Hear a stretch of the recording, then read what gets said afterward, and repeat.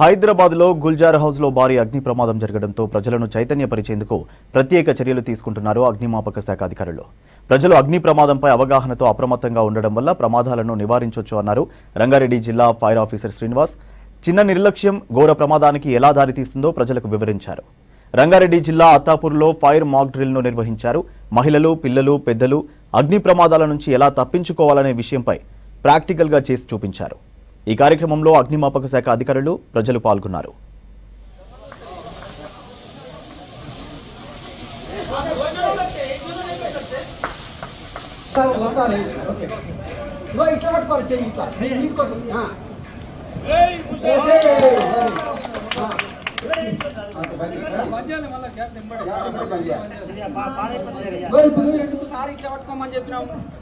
ఇట్లా పట్టుకొని ఇట్లా చుట్టామనుకో ఏమవుతుంది, ఇట్లా ఇట్లా పట్టుకున్నాం అనుకో, ఇది ఇట్లా పెట్టినప్పుడు ఈ ఏరియా వచ్చి ఇది అంతా కాలుతుంది కాబట్టి ఇట్లా పట్టుకోమంటాం.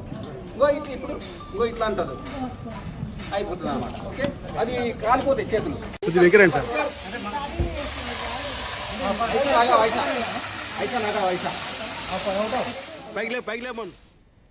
హైదరాబాద్లోని గుల్జార్ హౌస్లో భారీ అగ్ని ప్రమాదం జరగడంతో ప్రజలను చైతన్యపరిచేందుకు ప్రత్యేక చర్యలు తీసుకుంటున్నారు అగ్నిమాపక శాఖ అధికారులు.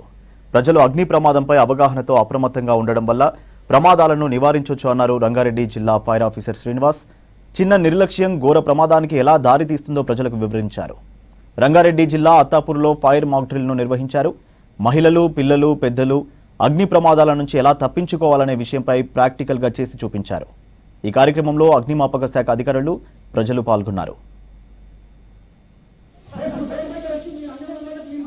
ఈరోజు ఫైర్ అవగాహనలో భాగంగా లక్ష్మీహరన్ అపార్ట్మెంట్ కు అత్తాపూర్కు మేము రావడం జరిగింది.